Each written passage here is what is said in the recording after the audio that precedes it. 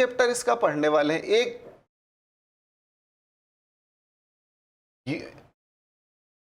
एक डायमेंशन लेंगे, what is that, geography. Because you know social science का जो सबसे इंपॉर्टेंट, ये सबसे जो इंटरेस्टिंग पोर्शन है, व्हाट इज दैट, वो क्या है भाई, ज्योग्राफी है। ठीक है, समझ पा रहे हैं? अच्छा, तो आपके ज्योग्राफी में कितने चैप्टर से you must be aware about that, right. तो पहला चैप्टर है आपका, क्या है, what is that, resources. Resources, ठीक है। अच्छा, अब अपने को यह समझना है सबसे पहले कि मान के चलो कि ये चैप्टर स्टार्ट करना है और मैं कहीं से भी कुछ भी पढ़ाने लग जाऊं। एक तो तरीका वो है। दूसरा तरीका ये है कि सबसे पहले मैं आपके सामने ये रख दूं पूरा खोल करके कि भाई रिसोर्सेज में क्या क्या चीजें आपको पढ़नी है, राइट।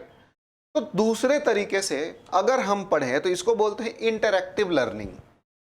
ठीक है, इंटरैक्टिव लर्निंग। और वैसे ही सिंपली पढ़ाते चले गए उसको बोलते हैं ब्लाइंड लर्निंग। ठीक है, पढ़ रहे हैं, आप भी पढ़ा रहे हैं, पता नहीं क्या पढ़ रहे हैं, क्या पढ़ रहे हैं, 2-4 बार रिवाइज करिएगा तो कुछ चीजें समझ में आती हैं, है ना। तो प्रायः स्कूल्स में ऐसे ही हम लोग बचपन में पढ़े थे। मैं तो ऐसे ही पढ़ा था, टीचर आए पढ़ाना शुरू किए, कोई मतलब ही नहीं। घर पे भी मैं नहीं देख के आता था। बच्चों इतने सिंसियर तो होते नहीं, बहुत कम लोग होते हैं कि घर से पढ़ करके आए हैं। ठीक है, तो लेट्स सी, डोंट वरी, आप घर पे पढ़ें या नहीं पढ़ें, आप हमारे साथ जुड़े हैं, समझ लीजिए आपको कोई दिक्कत नहीं होने वाला। ठीक है, तो सबसे पहले हम समझते हैं कि इस चैप्टर में अपने को पढ़ना क्या क्या है, what you have to study in this chapter, right? Let's begin. सबसे पहले आपको पढ़ना है what is a resource. ठीक है, रिसोर्स क्या है, बात समझ पा रहे हैं? देखिए ध्यान से फिर समझिए, ओवरव्यू जो चैप्टर का है, ये चैप्टर्स पढ़ने से ज्यादा इंपॉर्टेंट है, क्योंकि इसी में आपको बहुत कुछ क्लियर हो जाता है और चैप्टर आपको आसान लगने लग जाता है। ठीक है, अब यूं ऐसे समझ लो, सपोज करो इधर इफ यू बॉय और गर्ल, ठीक है, आपको किसी एक अपने ही हम एज से कुश्ती लड़ने के लिए कह दिया जाए, पहलवानी नहीं, पहलवानी अगर करने के लिए कह दिया जाए, आप अगर लड़का हो दूसरी तरफ लड़का खड़ा कर दिया जाए, आप अगर लड़की हो दूसरी तरफ लड़की खड़ा कर दिया जाए, ठीक है, आपसे कुश्ती करने के लिए। और आप सपोज करो, लड़कियां भी कुश्ती लड़ती हैं, डोंट वरी वैष्णवी, है, you might have heard Geeta Babita के बारे में तो सुन ही रखा होगा, नहीं, मूवी भी बनी है, बड़ा इंटरेस्टिंग मूवी, आप कभी देखना एक बार उसको, जबरदस्त है कि नहीं। तो दंगल वाली मूवी। तो अब देखो, अब मान के चलो कोई बहुत भयानक पहलवान दिख रहा है, ठीक है, दिख रहा है, आई मीन टू से, उसको देख कर कहीं लगेगा ओ माय गॉड, बाप रे, लगता है यहां हारने वाले हैं। अच्छा, लेकिन क्या है, भयानक भले दिख रहा है, आपको उसी का साइड का एक ऐसा आदमी आ जाए, उसके बारे में बता दे कि देखो बेटा इसका ये मजबूती और इसका ये कमजोरी है ना, तुम ऐसे करो, कितना भी भयानक दिख रहा है ना, इस तरीके से इसके साथ उलझो तो तुम हमेशा सफल होगे। तो वही गुरु हो गया, रास्ता दिखाने वाला, जो आपको जीत के तरफ ले जाए। ठीक है, और वो भयानक दिखने वाला कि आप कमजोरी और ताकत दोनों चीज जानते हैं, जैसे ही लड़ने आएगा दे धड़ाम। ये तरीका सही है कि नहीं सही है? तो वही काम हम पहले करते हैं। देखने में कितना भी भयानक लगे, क्या क्या पढ़ना है सब एक बार देख लेंगे ओवरव्यू, तो चैप्टर आसान हो जाता है। ठीक है, चलिए लेट्स स्टार्ट। तो व्हाट इज अ रिसोर्स। अब रिसोर्स क्या है, दूसरा क्या है, what makes anything a resource. किसी भी चीज को, ऐसा क्या चीज है कि ये रिसोर्स बन जाता है। ठीक है, तीसरा बात क्या है, जैसे सपोज करो रिसोर्स का नाम है पेन। पेन क्या है, रिसोर्स ही तो है। तो ये पेन रिसोर्स क्यों है, समझ पा रहे हैं? ठीक है, अब अगला क्या है, अगला हम पढ़ेंगे टाइप्स ऑफ रिसोर्स। क्या पढ़ेंगे, टाइप्स ऑफ रिसोर्स। ठीक है, टाइप्स ऑफ रिसोर्स में हम पढ़ेंगे इसमें कि रिसोर्स को हम दो भाग में क्लासिफाई करते हैं। कितने भाग में, दो भाग में। What is that, natural and man made. Man made चाहे ह्यूमन मेड कह लें। वो पेन मार्कर वो जो रखा हुआ है नया वाला ना, वो देना, ये चल नहीं रहा। ठीक है, नेचुरल या मैनमेड कह लें। Is it clear? अब क्या है कि नेचुरल रिसोर्स फिर से डिवाइड किए गए। नेचुरल रिसोर्स क्या होता है मैं समझाऊंगा। पहला है on the basis of development, development and use के आधार पे, ध्यान से समझें, डेवलपमेंट एंड उपयोग के आधार पे नेचुरल रिसोर्स को बांटा गया है। कितने भाग में? 2 भाग में बांटा गया है। क्या क्या? On the basis of development and use, ठीक है, 2 भाग में बांटा गया। क्या क्या? एक्चुअल, और दूसरा क्या है? पोटेंशियल। ठीक है। दूसरा क्या है कि on the basis of distribution. Distribution मतलब कहां कहां रिसोर्स मिलता, उसके आधार पे भी रिसोर्स को 2 भाग में बांटा गया है। क्या क्या? एनीबडी? डिस्ट्रीब्यूशन के आधार पे रिसोर्स को 2 भाग में बांटा गया। क्या क्या? यूबिक्यूअस और लोकलाइज्ड। ठीक है। तीसरा क्या है कि ऑन द बेसिस ऑफ, ठीक है, on the basis of depletion. Depletion के आधार पे भी रिसोर्स को 2 भाग में बांटा है। क्या क्या? रिन्यूएबल और नॉन रिन्यूएबल। ठीक है। अगला 4th one is what? On the basis of क्या? On the basis of origin. Very good. Origin के आधार पर रिसोर्स को 2 भाग में बांटा है। क्या क्या? बायोटिक और अबायोटिक। ठीक है, समझ पाए? तो नेचुरल रिसोर्स के बारे में हम पढ़ लिए। अगला क्या है? Manmade resource. तो मैनमेड रिसोर्स के एग्जांपल्स क्या होते हैं? सबसे पहले तो ह्यूमन इटसेल्फ। हम लोग मैनमेड रिसोर्स, ठीक है, सबसे पहले तो हम लोग खुद ही एक रिसोर्स हैं, और जो चीज हम लोग डेवलप करते हैं जैसे टेक्नोलॉजी,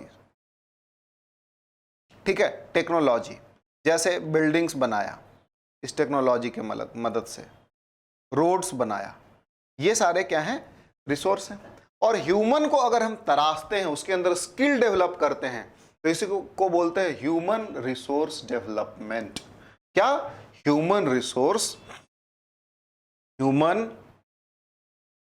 रिसोर्स डेवलपमेंट। बड़ा अच्छा टर्म है, इसका डेफिनेशन एग्जाम में 100% पूछेगा। ठीक है, तो ये हम पढ़ेंगे टाइप ऑफ रिसोर्स के अंदर। आगे क्या पढ़ना है आपने? इसके बाद आपको पढ़ना है कि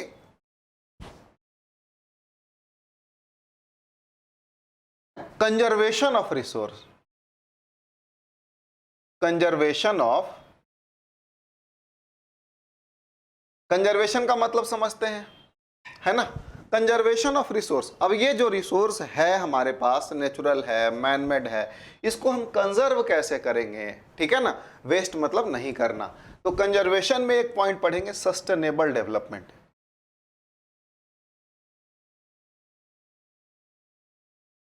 सस्टेनेबल डेवलपमेंट, ठीक है, सस्टेनेबल डेवलपमेंट। और फिर इसी में पढ़ लेंगे प्रिंसिपल्स ऑफ सस्टेनेबल डेवलपमेंट। तो यही बेटा आपका चैप्टर है। एक चैप्टर समझ लो समाप्त। इतना सीख गए तो यहां से शुरू होता है रिसोर्स से, और सस्टेनेबल डेवलपमेंट पे आपका जा करके ये समाप्त हो जाता है। ठीक है, ये आपका चैप्टर है। इतना पढ़ना है आपको इस चैप्टर में। यहां तक क्लियर है? तो फिर मैं आगे का बात करूं। क्लियर है? ठीक है, हाँ या ना यशस्वी? हाँ या ना? Is it clear to you? Is it clear to you? Yes और नो? बेटा देखो, मैंने क्या कहा आपको कि ये इंटरैक्टिव क्लास होता है हमेशा। इंटरैक्टिव कहने का मतलब क्या होता है कि जब कभी भी, जैसे सपोज हम लोग 2 तरीके से डेमो देते हैं, एक 1-to-1 देते हैं, और दूसरा आप नॉर्मल क्लास में या रिकॉर्डेड जो लाइव क्लासेस जाते हैं हम लोग, उसका वीडियो होता है, वो होता है। तो जब कभी भी आपके लिए 1-to-1 डेमो अरेंज होता है, it means what, you have to ask your teacher anything you want. ठीक है, अब क्या है, हम लोग क्या देखेंगे इसमें? बिगिनिंग से स्टार्ट करेंगे। कहां से? रिसोर्स से। ठीक है, चलिए इसको आप लिख लेंगे बाद में दोबारा रिपीट करके, क्योंकि इसके बिना सब अधूरा है। अगर भगवान ने जैसे बनाया, देखो इंसान को बनाया है, किसी भी जीव को, बेसिकली इंसान को, हम इंसान की बात करें, भगवान ने हम लोगों को बनाया, तो कैसे बनाया? सबसे पहले स्केलेटन सिस्टम तैयार किया, हड्डी तैयार किया, ठीक है ना। उसके बाद ऑर्गन्स प्लेस किए, फिर उसके ऊपर मांस डाला, फिर चमड़ी डाला। अब ये मान के चलो स्केलेटन सिस्टम को हटा दो, हड्डी हटा दो हमारे अंदर से, भगवान ने हड्डी ना रखा होता तो अपनी हालत क्या होती? सब इतने बड़े बड़े गेंद के बॉल होते, है ना। कोई मोटा तंदुरुस्त आदमी है तो मोटा बड़ा बॉल होता, कोई पतला दुबला आदमी है तो छोटा बॉल होता, हाँ कि ना। तो इसका मतलब क्या है? किसी भी चीज का फ्रेमवर्क जरूरी होता है बेटा। Without framework it is not possible कि कोई भी चीज सरवाइव कर पाए। समझने लग रहा है? हाँ कि ना? अरे हाँ कि ना? अरे हाँ कि ना? है ना। तो फ्रेमवर्क जरूरी है। तो उसी तरीके से मैंने कहा कि कोई भी चीज पढ़ने से पहले अगर आप उसका फ्रेमवर्क समझ लो कि उस चैप्टर में क्या क्या चीजें आनी है, क्या नहीं आनी है, तो आपके लिए बहुत आसान हो जाता है। You will be able to understand each and everything in the best way. ठीक है, उससे बढ़िया कुछ हो ही नहीं सकता, मेरे कहने का मतलब है। Got the point? चलिए तो फिर हम आगे बात कर लेते हैं। क्या है का सबसे पहला पॉइंट क्या था कि व्हाट इज, क्या है, व्हाट इज अ रिसोर्स। ठीक है, सबसे पहला पॉइंट क्या है कि रिसोर्स है क्या। तो देखो डेफिनेशन तो आपको जो पीडीएफ प्रोवाइड कर रहा हूं मैं उसमें लिखा हुआ है। तो सबसे पहला पॉइंट का ये समझना है बेटा कि किसी भी चीज को, क्या, एनीथिंग, क्या क्या क्या, एनीथिंग, कोई भी ऐसा चीज है वो जिसका, एनीथिंग वी यूज, ठीक है, कोई भी ऐसा चीज है जिसको हम उपयोग में लाते हैं वो रिसोर्स है। ठीक है, अब इसके दो व्यूज हैं, मतलब दो दृष्टिकोण हैं। अब आप यूं सपोज करो कि आपने एक जोड़े जूते खरीदे, नए जूते खरीदे। ठीक है, एग्जाम्पल समझो आप। देखो आपने नए जूते खरीदे, आप 6 महीना या 1 ईयर उसको पहने, ठीक है। अब वो आपके लिए फट गया, तो जब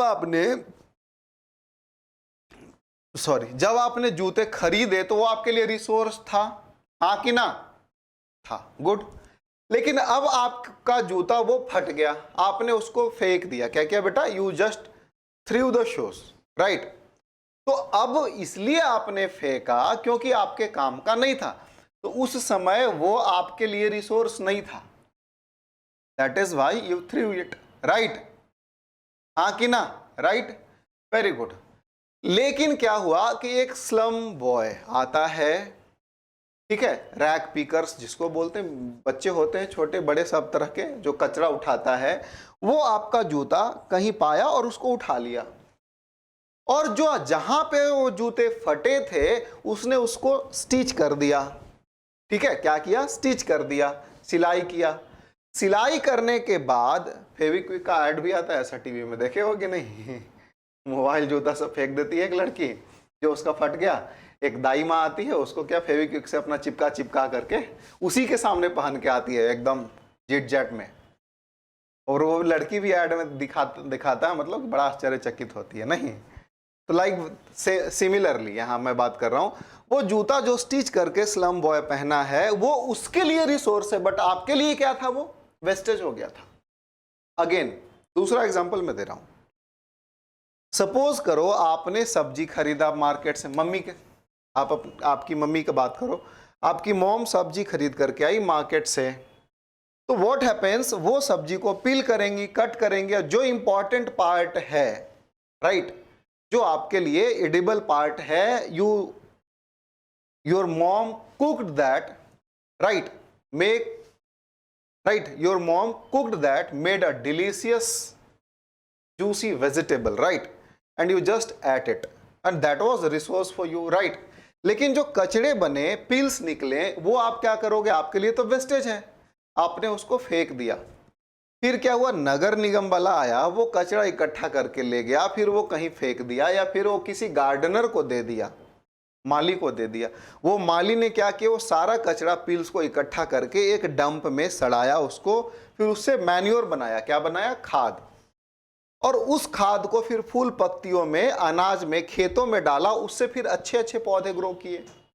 तो उसके लिए, आपके लिए वो कचरा था, लेकिन उसके लिए वो बहुत इंपॉर्टेंट रिसोर्स बन गया, राइट? बोलो हाँ कि ना? अरे हाँ कि ना, ये तो हर रोज हर किसी के लाइफ में होता है। तो मेरे कहने का मतलब, तात्पर्य ये है बेटा, what I mean to say, कि at the same time something is resource for you, at the same time that thing may not be resource for other, likewise vice versa. जो चीज आपके लिए क्या है, किसी पर्टिकुलर टाइम पे resource है, दूसरे के लिए नहीं हो सकता है। वाइसे वर्सा मतलब जो आपके काम का नहीं है वो दूसरे के लिए रिसोर्स हो सकता है। बोलो हाँ कि ना? हाँ कि ना? है ना? बढ़िया, ठीक है। तो आप ये चीज समझ गए कि रिसोर्स होता क्या है। अच्छा, इससे आपको एक और बात समझ में आई, दूसरा बात, कि what makes anything a resource. अच्छा, किसी चीज को ऐसा क्या उसमें है जिसके कारण वो रिसोर्स बन गया? ऐसी बात है, इसी से निकल गया क्या? यूटिलिटी या उसका यूज कह लो, है ना?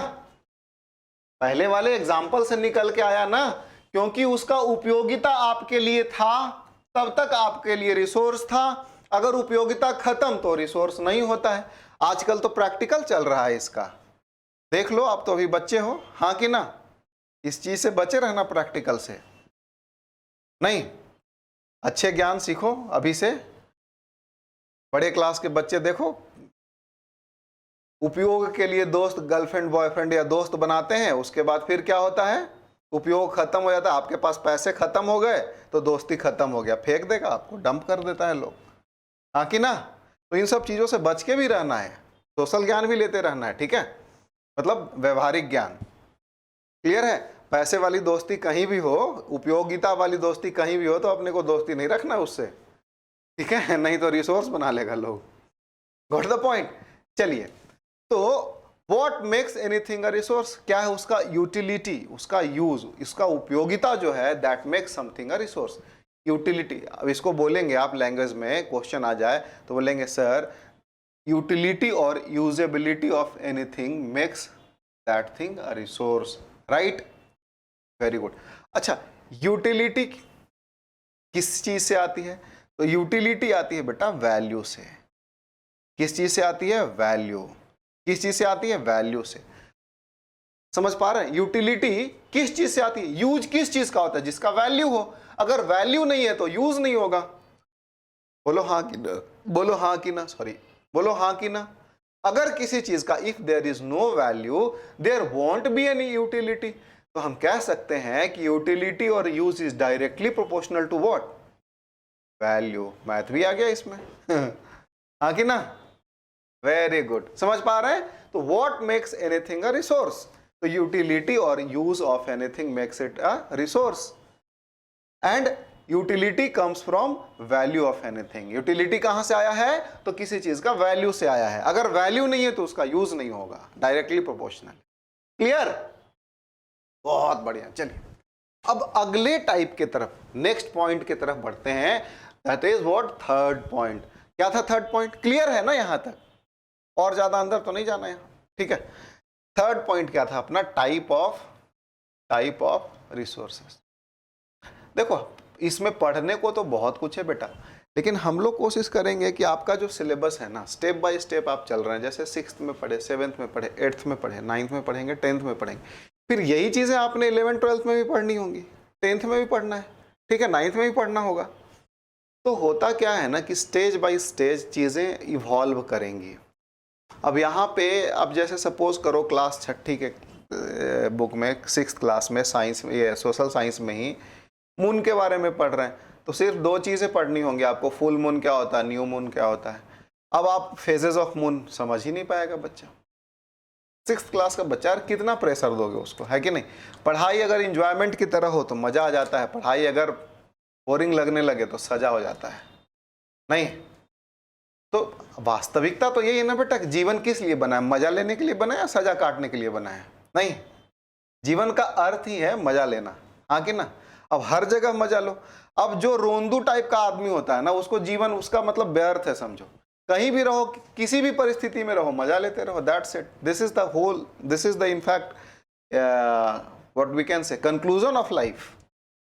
जिंदगी जीना ही तो है, चाहे हंस के जियो चाहे रो के जियो। तो फिर हम भाई, अगर आपके पास if option is available, why not choose the best. अगर आपके पास ऑप्शन है अवेलेबल, तो why not we should choose the best. तो हम रो करके क्यों जिए भाई? दो ऑप्शन है, रोना और हंसना। तो हर परिस्थिति में मुस्कुराते रहिए, है कि नहीं? मुस्कुराइए, आप शिक्षा में हैं, नहीं? चलिए देखिए, ठीक है, टाइप्स ऑफ रिसोर्सेज की बात कर रहे हैं, ठीक है। तो टाइप्स ऑफ रिसोर्सेज में डायरेक्टली इसको हम 1 2 3 भाग में नहीं बांटे, डायरेक्टली मतलब 2 भाग में बांट लिए। पहले क्या क्या है? एक तो है नेचुरल, क्या बेटा? नेचुरल। और दूसरा है मैन मेड। मैन मेड कह लो या ह्यूमन मेड कह लो, आर्टिफिशियल कह लो, ठीक है। मैन मेड रिसोर्स की बात कर लेंगे ब्रीफली, इंपॉर्टेंट है नेचुरल रिसोर्स। तो अगेन नेचुरल रिसोर्स क्या होता है, सबसे पहले उसको समझ लेते हैं। देखिए, वह रिसोर्स जो हमको नेचर प्रदान करती है। हमको कहां से मिला है? ये नेचर से मिला है। कहां से मिला है? बोल के सुनाइए। नेचर से मिला है, और हमने उसमें कोई छेड़खानी नहीं किया है, उसको हम नेचुरल रिसोर्स बोलते हैं। हालांकि सब कुछ बिल्डिंग बनाया, मैनमेड रिसोर्स की अगर हम बात करें तो क्या करेंगे? बिल्डिंग बनाया, तो बिल्डिंग भी तो वास्तव में बनाया इंसान है, लेकिन है तो नेचर का ही। जैसे ब्रिक है, ईंट है, पत्थर का बिल्डिंग बना, तो पत्थर कहां से मिला? नेचर से मिला। सीमेंट कहां से मिला? नेचर से मिला। लेकिन प्रोसेसिंग हमने किया ना उसका, that is why we call it man made, right. लेकिन नेचुरल रिसोर्स क्या होगा कि वह रिसोर्स जो हमने नेचर से प्राप्त किया और विदाउट एनी ह्यूमन इंटरफेरेंस उसको यूज करने लगते हैं, उसको बोलते हैं नेचुरल रिसोर्स। अब फॉर एग्जांपल देख लो, कोल है।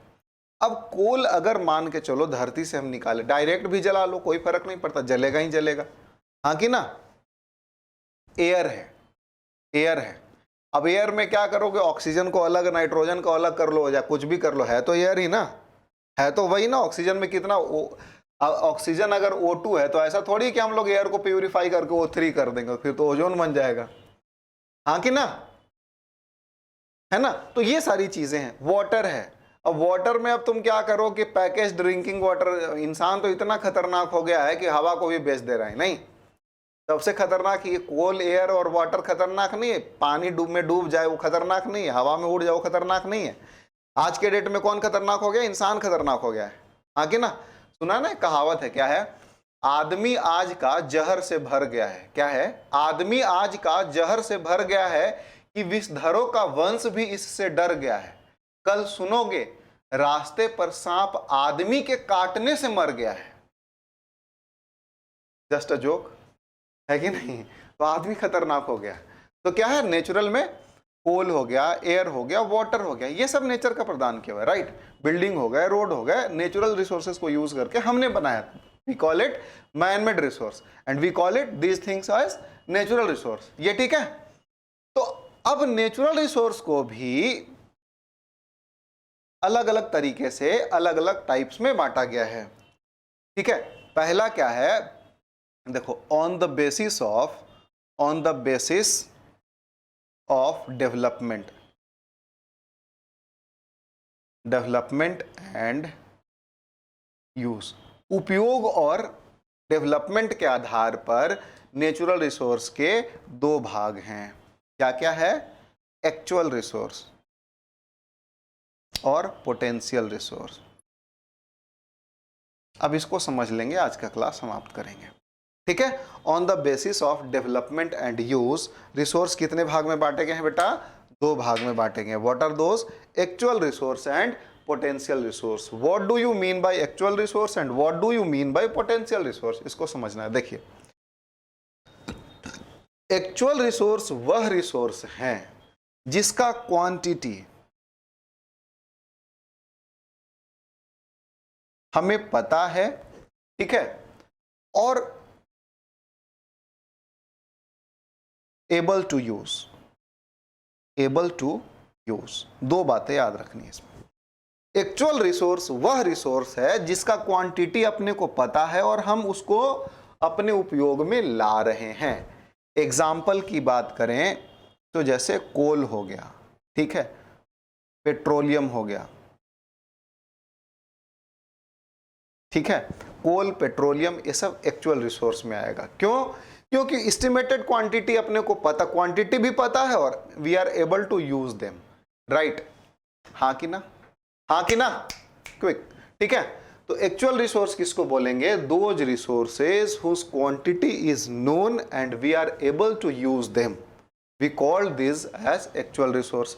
अच्छा, ये डेफिनेशन अगर आपको लिखना है तो आप वीडियो को क्या करेंगे, स्लो करके दोबारा देखेंगे, पॉज करके आप लिख लेंगे, अन्यथा आपको नोट्स में हम लोग जो पीडीएफ देंगे उसमें लिखा रहेगा, ठीक है। एक्चुअल रिसोर्स क्या होता है, फिर से मैं बता दे रहा हूं, दोज रिसोर्सेज हुज क्वांटिटी, क्या? Those resources whose quantity is known to us and we are able to use them, we call this resources as actual resource. Is it clear?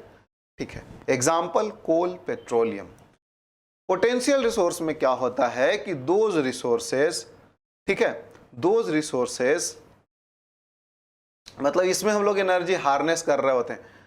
अब इसमें क्या होता है कि पोटेंशियल है, those resources which can be used in future. फिर से समझेंगे, those resources which can be used in future, या those resources which can be used to meet our future demands, ठीक है ना, we call it potential resource।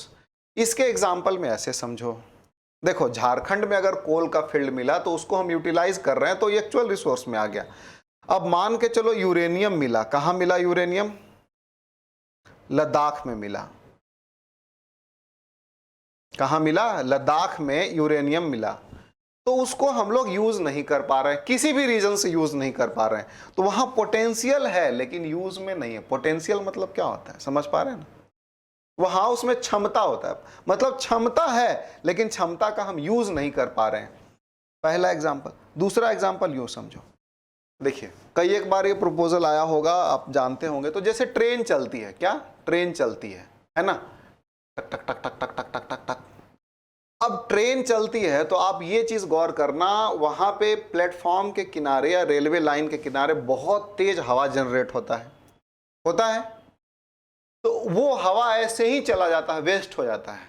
अरे भाई, हम इलेक्ट्रिसिटी, कोल या डीजल डाल करके इतने बड़े ट्रेन को चला रहे हैं, इतना महंगा खर्च उठा रहे हैं, तो उसके किनारे किनारे अगर हम लोग विंड मिल ऐसे ऐसे लगा देते तो इसके पोटेंशियल को हम लोग यूटिलाइज कर सकते थे, हाँ कि ना?